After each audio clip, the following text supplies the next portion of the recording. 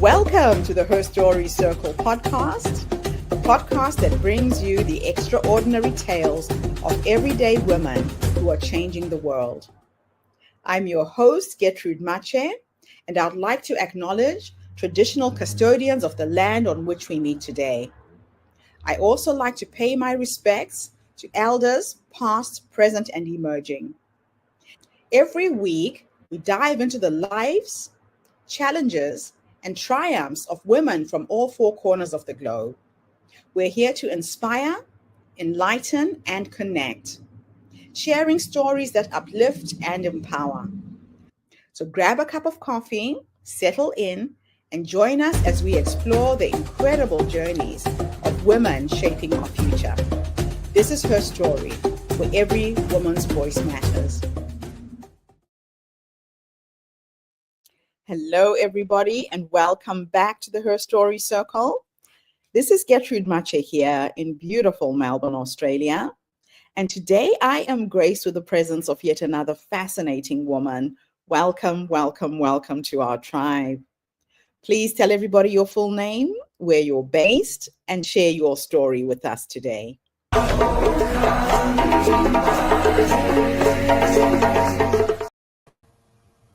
Thank you so much, Gertrude, for having me here today. My name is Anita Webster, and I'm based in Texas in the US. However, I'm a long way from my original home of Australia, but I'm very happy to be coming to you today from Texas. I want to talk to you today about a friend of mine who's been with me for many years and has been an invisible companion of my life. Her name is Anxiety, and many of you will be familiar with her. She showed up when I was very young by reminding me not to put my hand up in class when I wanted to answer a question in case I was laughed at, or she would remind me about the time I forgot the steps in a dance competition, making sure I would never forget that mistake. She shows up uninvited, and she's often loud and restless and bossy, and I'm sure many of your listeners know that as well. And for years, I tried to push her down. I tried to get rid of that voice, and I tried doing that by just doing things, trying to achieve more, getting things done, not being lazy. And then one day my world came crashing down when my then husband said that he no longer wanted to be married to me and he wanted to get divorced. I was in my late 20s at the time. And it was a devastating time for me. I felt like the rug had been pulled out from underneath me. And at that time, Anxiety wasn't whispering to me anymore. She wasn't being quiet. She wasn't in the background. She was shouting at me. She was saying things like, "You should have seen this coming, and what's wrong with you?" So I didn't set out to become a therapist or a counselor who studies the brain and go on this holistic journey of how the faith and neuroscience work together. It was me just going on a journey of trying to do some inner healing initially that took me down this path. So I began studying the brain and I became really intrigued. I started to share my learnings with clients as I started learning things and as I started to take this holistic approach rather than just a cognitive approach, which I had previously taken in my work. I explain to clients when I see them that we're a whole story. We have a brain, we have a body, we have a spirit and a soul. And on my journey, I've learned that we can't continue just to compartmentalize those, that they all need to come together if we're going to heal and to learn to manage this anxiety. There's a quote that I often use when clients come into therapy and tell me that they don't want to talk about their past. It's by Marianne McDonald, and it's in a book called The Invisible Lion. And I'll just paraphrase it. But I often say this to clients. I say to understand somebody or to understand a person, we have to know a little bit about their history and about their family.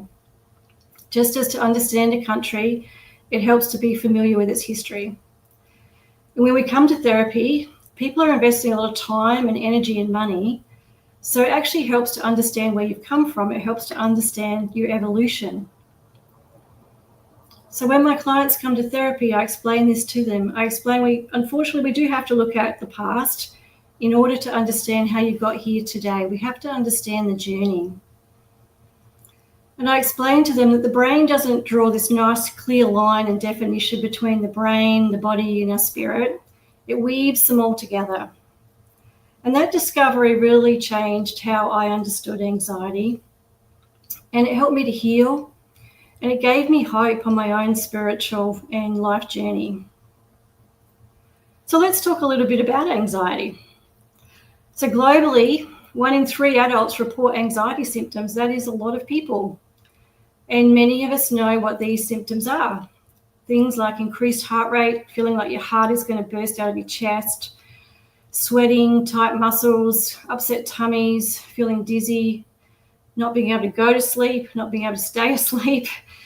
So anxiety isn't just in our minds, it's in our bodies, and it manifests in our bodies. And anybody who has experienced anxiety knows how it feels in your body. I often think about when we exercise on a treadmill, our heart rate goes up, and when we stop, after a while it goes back to normal.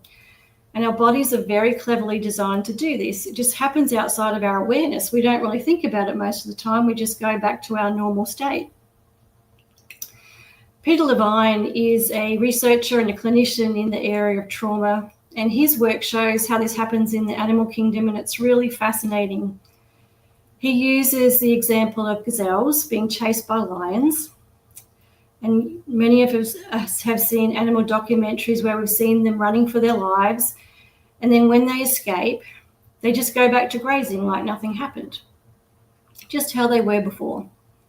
They have this innate way of shaking off the threat and just going on with life, which is really lovely.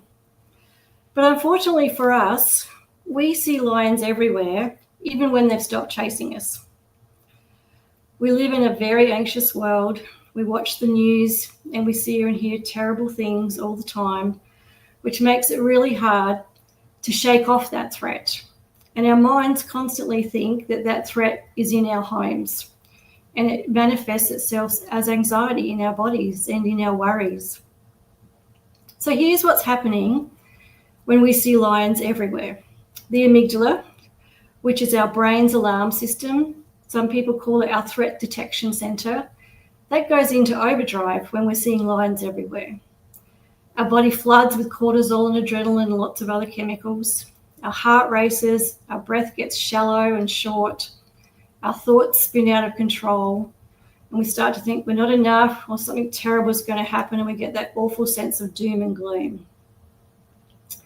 And if we don't get off the treadmill, so to speak, and shake it off, or let our bodies come back to homeostasis, we stay in this state of hypervigilance because we're continually being chased by the lion, or we think we are, because our brain is not very good at knowing what a real threat is and what a perceived threat is. It just sees it all as threat. And we call this in the therapy world, in the research world, dysregulation. And our bodies aren't designed to really stay in that state for long periods of time. I have a lot of clients who come to me and they sit down for their first session and they just tell me, my brain is broken, my body is broken, everything's broken, nothing's working. And I reassure them that that's not the case. I say to them, your body and your brain are fine. It's just that your brain is doing its job too well. Your amygdala it's protecting you. Your brain's job is to protect you. It's a problem-solving machine. The good news is, though, that those same circuits in your brain that are alerting you to all the threat that's around you can actually be reshaped. And we've learned through research that the brain can be rewired and form new neural connections and pathways, and we can use our nervous system to help us rewire the brain. Let me just say, we don't want our threat detector to stop altogether. We need it because it does help us, but we just want it to stop working overtime and causing anxiety. So where does faith and spiritual practice come into this? So just to review quickly, when anxiety strikes, our amygdala, the brain's alarm system, sends off all these alarms. It basically sends off fire alarms everywhere. Your body floods with stress hormones, and you get stuck on repeat in your thoughts and you can't think. I think there is a way to manage this because that same brain that is scanning for threat also carries the blueprint for peace. So let me tell you a little bit about how this works in practice. I had a client come in several years ago. She came into my room looking very nervous, and after she sat down and we introduced each other, she asked if she could read why she had come from a list that she had brought with her, and of course, I said, of course. So she started to go through this list, and I won't go through all of it, but some of the things that she listed were things like she was feeling criticized at work, her relationship with her children was distant, she was unhappy in her marriage, she felt like she'd been unable to make friends for most of her life, and the physical symptoms were that she felt she couldn't breathe because her chest was so tight, and she couldn't sleep because she was awake all night worrying, and she had this impending sense of doom that something bad was going to happen. For example, she was going to be fired, although there was no basis for that. And they're pretty normal, classic anxiety symptoms. And because I had been taking this new approach, I explained all of this to her, asked her if she'd be willing to try something new. Of course, I didn't jump straight into it. We did a lot of preliminary and foundational work. But I started to explain to her all these connections that I had been learning about the brain and the nervous system and our spiritual life and how it all comes together. And I talked to her about how her brain is designed to detect threat, and that from when she was a young girl, she never knew if her father would come home in a good mood from work or if he would come home drunk and abusive. And she had never made the connection between that dysregulation and that experience as a child and how she was now showing up in adult life. Wow, you are incredible. And your story is so heartfelt. And unfortunately, so many women go through these experiences. I think I shared with you my experience with being divorced after 27 years of marriage. And a lot of women end up getting really stuck. Now, how did your divorce and early struggles with anxiety influence the path that you're on now? My divorce and my early struggles with anxiety, it was just a bit of a catalyst for me, particularly the divorce. The divorce really was an earthquake, let me put it that way, in my life. It was completely unexpected. And all the coping strategies that I had been using prior to that weren't working anymore, or they didn't work anymore. And particularly because my anxiety was so high, everything that I had tried to do to shove it down and to manage it or to self-talk to myself didn't work anymore. Wow. Now, in all of this, what made you angry with God, and how did you eventually work through that anger? I was angry at God for a lot of reasons. And I think that's a really interesting question. One of the main reasons was I had this image of what my life was going to look like. I thought I had it all planned out. I had done all the right things. I ticked off the boxes. I did all the right things, so I thought. And then all of a sudden there was this big earthquake in my life. And I was really angry with God because I was kind of saying, well, hang on, I didn't deserve this. What have I done to deserve this? And it's been a bit of a journey to know that I didn't do anything to deserve it, and God didn't make it happen. But God has brought me through it and shown me how He has loved me through that, despite it happening to me. So can you explain how neuroscience supports the principles that are found in Scripture?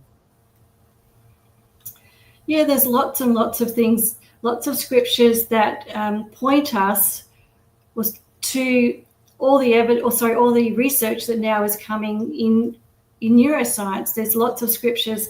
One in particular, be transformed by the renewing of your mind, is a very common scripture, a very popular scripture.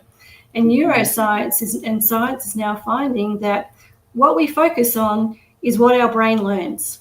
So if we focus on negative thoughts all the time, our brain constantly diverts and constantly makes those connections, and we have that negative bias. Our brain automatically has a negative bias anyway, It loves to look for evidence of negative things, and that's its job. But being transformed by the renewing of your mind and focusing on things of thanksgiving and gratitude also has a very big impact on our emotional well-being and our mind. And neuroscience is looking at all of that stuff. There is so much research now about gratitude and how gratitude impacts our emotional well-being and also our physical well-being. That's so true. So, what are some common misconceptions that people hold about the intersection of faith and mental health? I think there's a lot of myths around how people see the intersection between faith and mental health. One of the big ones is if I have a faith or a spiritual belief or a life, then I should just rely on that. I don't really need to go and get help and see somebody. That's a big one that I come across quite a lot. I'm just trying to think some other myths. I think too, often people, and a big thing in the work that I'm doing is people tend to compartmentalize. We either have faith or we have science. And the work that I'm doing is trying to say there's a dance between the two. We are a mind, body, and spirit. And for so long, we've separated everything out. We see a doctor for our body. We see somebody for our faith. We see somebody for our brain. It's all connected. And in the therapy room, it's really powerful to be able to bring it all together. Yeah. That is amazing. So your workshops combine faith, neuroscience, and creativity. How do these elements work together in practice? The workshops that I run are absolutely a practical example of that. So how I run the workshops is we talk around anxiety. How does it show up? What are people struggling with in terms of anxiety in their lives? And I introduce exactly what we were talking about before, the scriptural elements, the faith elements. People come from very different faith backgrounds, but everybody in their faith and spiritual journey has something that they can anchor to in terms of the experiential exercises that we do. We do a lot of experiential work because that's where the change happens. Doing a lot of exercises around deep breathing, looking at how we think. We do have to look at how we think. That is a big part of it. But taking a really deep dive into our nervous system and learning to regulate our nervous system. That is a big part of it. Another big aspect of it is I love to bring creativity into it. And the workshop that I run has a very big component of creativity because when we're creative, when we're engaged in things that bring us delight and joy and awe, that gets us into a flow state where we can actually calm down and our nervous system learns to regulate itself.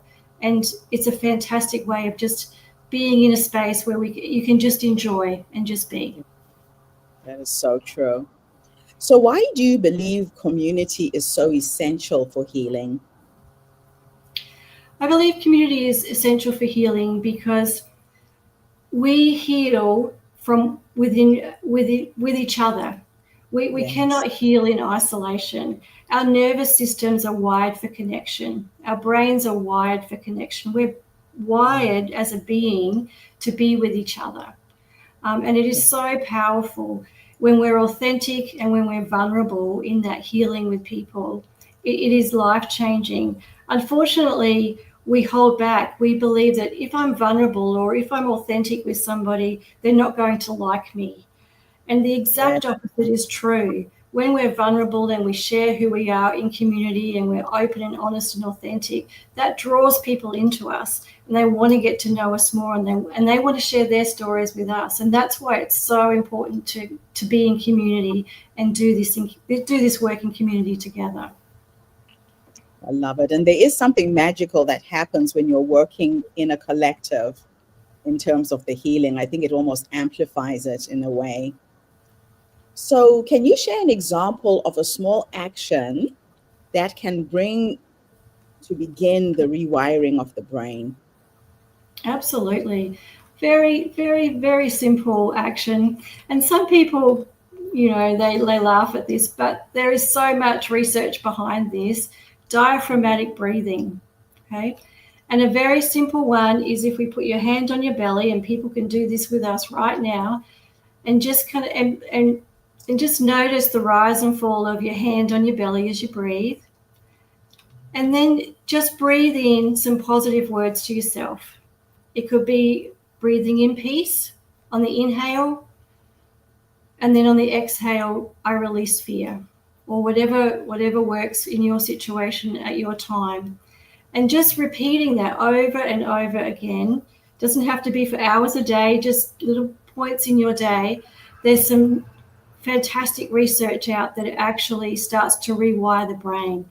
That neuroplasticity is at work when you just do a very simple thing that starts to regulate your nervous system. Wow. Very simple but impactful. Yes. So, how do vows and beliefs that we form in childhood continue to shape our mental and spiritual health as adults? Yeah.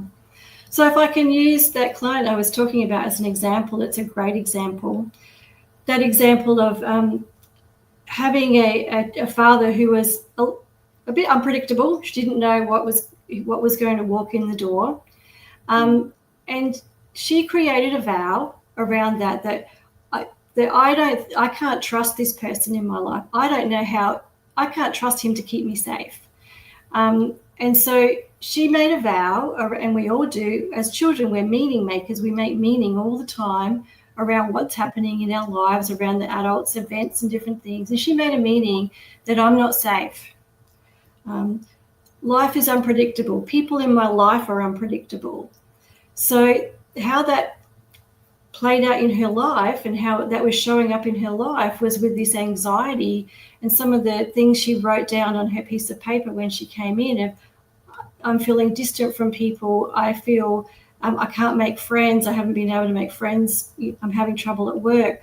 All of these are symptoms of these vows that she had made that was turning up as anxiety. Anxiety is kind of the presentation of it, but there was all of these layers underneath and the meanings she had made about herself and the world and about how she was going to keep herself safe or not. Yeah, that's interesting. Wow. So what role does storytelling play in spiritual formation and healing? Storytelling is so powerful in spiritual formation and healing because we learn from each other. We learn from stories. And when we hear what's happened in somebody else's life and we think, oh, wow, I can apply that in my life, or that's happened to me, and that draws us into that person and we want to connect with that person more, and that builds community. So storytelling is a very powerful way of us connecting with each other and of healing together, of being together in a healing process. Mm-hmm. Yeah, we in Africa believe that storytelling is medicine. The minute you share your story with another human being, it's not your story to carry alone. They actually carry it with you. So it's a great storytelling way. is very, very powerful. Yeah. So how do you balance being both a therapist and a woman of faith in your professional work? Again, that's another really interesting question. This is part of my journey of combining everything and bringing everything together, because once upon in my life I compartmentalized everything. Nothing overlapped. And this is part of my spiritual journey of wanting to live out what I believe is really important and life-changing, because I know it's life-changing and I know it can be life-changing for other people. So I have a fine balance. I wait for people to invite that in. I don't necessarily bring it up unless somebody really wants to explore that in the therapy room. That's up to them. They know where I sit on it. I just had a client just the other day tell me she was an atheist. I said, that's perfectly fine. We can still work on everything we need to work on. It's okay. I'm not going to impose anything on you, and I respect what you believe. And I see a lot of women from lots of different faith backgrounds and have some amazing conversations about what they believe and what they've come from, and it's just a really wonderful way to to learn about other faith traditions or not have faith traditions, and just be able to help people on their journey. I love it. So, what resistance or criticism have you encountered when speaking about faith and neuroscience? It's probably mainly around the science side of things, mainly because neuroscientists are very pure in their approach. And I respect that, and I'm not a neuroscientist, sorry. I'm a therapist who's just done a lot of research and a lot of work and applied a lot of what they've done in the therapy room and seen how it works. I've applied their research. And so I'm staying in my lane. But generally, I think people are more open to this. They know it works. They're seeing the crossover. They're seeing and they're understanding that we are body, mind, and spirit. And even if you're a purist and a scientist, that you still have a body and a spirit as well, and that needs to be paid attention to. Now, my last two questions for you are a bit of a thought experiment. Mm-hmm. In the first question, I'm going to teleport you back to the past, to that younger woman who was going through this traumatic life change, the divorce, rebuilding your life, and it stirred up all of this anxiety and depression. If there are women who are listening to this podcast right now who are feeling stuck and anxious and depressed, Mm-hmm. if you could go back and give yourself 3 nuggets of wisdom based on what life has taught you up until this point, what would those 3 nuggets of wisdom be? What would you have wanted somebody to have given you advice on? The advice that I would have given them is that they are loved and they are valued and they have worth. Even if they don't feel that at the time and people aren't telling them that, they actually have much worth and value, and they are absolutely loved by God, even if they don't feel that.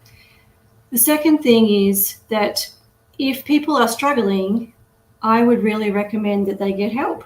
As a therapist, come and share your story with somebody. Don't feel ashamed. Don't feel condemned.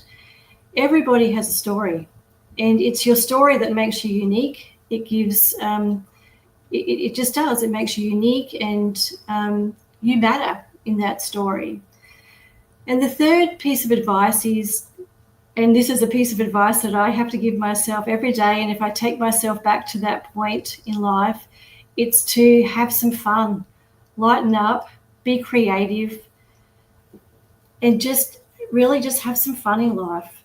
This will pass. It really will pass, even though it doesn't feel like it will. And the more people you have around you to support you and love you through it, you will get through this. And I have walked with many, many women down this path, and sometimes I've walked with women for many years, and it's taken many years, but they get to that point where they say, thank you, wow, I didn't see this at the beginning. I didn't think I could get through this, but I am a different person now. That's absolutely beautiful. Really good advice, because a lot of times you tend to isolate yourself when you're going through these issues. You want to be by yourself. You don't want to talk to other people, but opening that door and letting people in, again, is a help. Last question is futuristic, and this time I'm going to teleport you into the future, and we are going to go and sit and have a conversation with a 90-year-old you. Mm-hmm. She is sitting on her rocking chair, surrounded by her family, her friends, or maybe she's on a dance floor with science and technology. You're on your feet. And if you could go into the future and talk to this wise woman who has led you up until this point, what will you say to her when you finally meet her? And I'll explain why I like asking women this question. A lot of women don't realize that the wise woman is already in us, that she is that quiet voice that prompts us to go left, go right, say yes, say no. And we look outside of ourselves for solutions all the time, and we forget to go within. So what will you say to your wise woman when you finally meet her? I will say to her, thank you for pushing me beyond my comfort zone and getting me to take that one step over so that I saw the opportunities and possibilities that I could never have seen had I never come to Texas, never been on this journey. And I would thank her for showing me how to do that and showing me that I am loved no matter what I do. I have a firm foundation in my faith, and I would just thank her for being with me on the journey. That is absolutely beautiful. Rita, thank you so much for coming online and sharing your story with our community today. Very, very inspiring the way you're merging science and faith to help empower women on their journeys as well. Thank you. You're welcome. It's been wonderful to be here. I've been so excited to share this, and I just want people to know that there is hope. And my hope is that we start to teach this to our children. We start to teach them that they can move through life's difficulties in a state of wonder and awe, using their breath, using all the strategies that they have. Yeah, I love it. And thank you to everybody who tuned in today. The Her Story Circle is not just a podcast. We're a social impact movement that brings you the stories and voices of women from all over the world.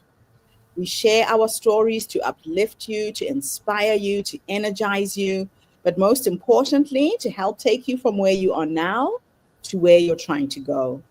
So tune in again tomorrow when I interview yet another amazing guest. In the meantime, have a fantastic day, morning, or evening, wherever you are in the world, and bye for now. Anita, thanks again for the interview. Thank you for having me. Thank you for tuning into the Her Story Circle podcast. I hope today's story has inspired you to believe in the power of our stories and the difference you can make in the world when you use your voice. I'm Gertrude Mache, and it's been an honor to share this space with you, where voices from all walks of life come together to weave a rich tapestry of diverse perspectives. Don't forget to subscribe, rate, and review our podcast to help us share these stories with more listeners.